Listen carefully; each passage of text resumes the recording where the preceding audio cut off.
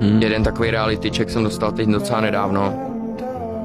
Šel jsem z obchodáku, měl jsem nákup a měl jsem zrovna před zápasem, byl to ten týden před zápasem a jdu s nákupem prostě a říkal jsem si, jak mě bolej, zrovna jsem si řekl a to byl fakt jako docela paradox, říkal jsem si, že mě strašně bolej nohy.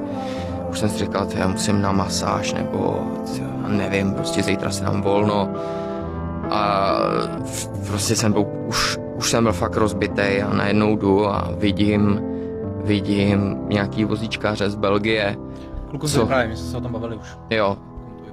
Vidím vozíčkáře prostě z Belgie, jako chtějí do obchodáku a oni tam, já nebudu říkat, jako možná většina lidí ví, kde bydlím, ale nechci to říkat, aby to nevidělo ještě víc lidí.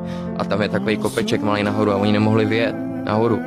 Ano, tam lidi chodili a já neříkám jako, že je to něco záslužného, to ne, jenom jako říkám, co se stalo. A ty lidi jako chodili tam a skoro si jich jako ani pořádně nevšimli, jako nikdo.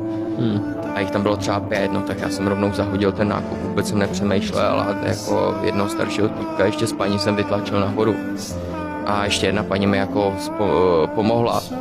A já jsem si úplně říkal, tak a já si tady budu stěžovat, že mě něco bolí, že já nemám, nevím, třeba prostě Lambo, že já nemám prostě mansion za 150 milionů, když pro mě je tohle naprosto všední záležitost dojít si do obchodu a pak tady jsou lidi, co prostě takovouhle možnost nemají.